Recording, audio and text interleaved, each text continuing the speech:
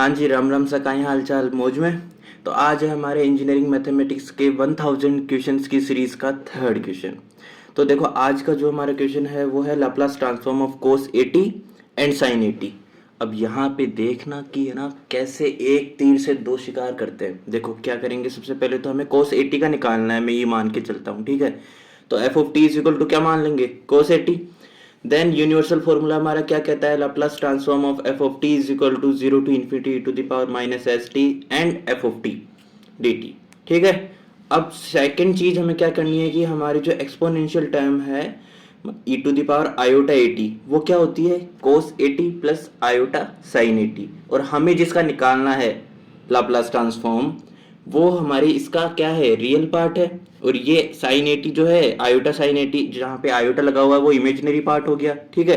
तो हमें निकालना किसका है, रियल पार्ट निकालना है। तो Laplace of cos 80 is equal to Laplace of real part of E to the power iota 80, ठीक है। यहाँ तक बात समझ में आती है। अब आगे क्या होगा ना कि लाप्लास ऑफ ई की पावर 80 लास्ट वीडियो में हमने बताया था क्या होता है, 1 अपॉन में एस माइनस ए, ठीक है। तो Laplace of E to the power iota 80 जब होगा तो वहां पर आयोटा आ जाएगा जहां पर माइनस ए था सी के साथ में। तो 1 अपॉन में एस माइनस आयोटा ए हो गया किसका transform, Laplace of E to the power iota 80 का, ठीक है। तो अब देखो यहाँ से हमारे पास क्या चीज आ जाएगी, Laplace of real part of E to the power iota 80 is equal to 1 upon में एस माइनस आयोटा ए। यह आ गया हमारा आंसर। अब इसको हमें क्या करना है, सिंप्लीफाई। तो सिंप्लीफाई करने के लिए जब भी डिवाइड में हमारे पास नीचे आयोटा की टर्म बन जाती है तब हम क्या करते थे, 10th क्लास 9th क्लास में सीखा था कि हम उसके जो प्लस वाला टर्म है अगर तो माइनस वाले, और अगर माइनस वाला टर्म है तो प्लस वाला, क्योंकि उसको A plus B and A minus B बनाना होता है। हमें उस टर्म को कैसे भी करके नीचे से आयोटा वाली टर्म को रिड्यूस करना होता है। तो उसके लिए हम इसके कॉन्जुगेट से मल्टीप्लाई एंड डिवाइड करेंगे।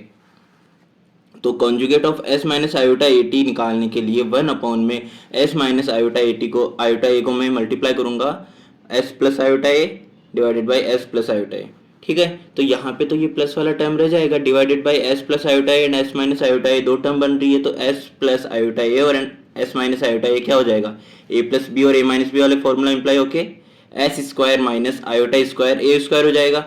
और यहाँ से आयोटा इज इक्वल टू -1 होता है रूट ओवर, तो आयोटा स्क्वायर क्या हो जाएगा -1। तो -1 जब मैं यहाँ रखूंगा तो S square plus a square हो जाएगा, ठीक है। अब s plus iota a divided by s square plus a square हो गया। यहाँ से अगर मैं इसको अलग अलग करके लिखना चाहूँ तो मैं कैसे लिखूंगा, s divided by s square plus a square and then plus iota a divided by s square plus a square. अब हमें क्या निकालना था, रियल पार्ट निकालना था। तो रियल पार्ट क्या हो गया हमारा इसका, s अपॉन में s square plus a square, जो कि हमारा लाप्लास है real part of E to the power iota 80।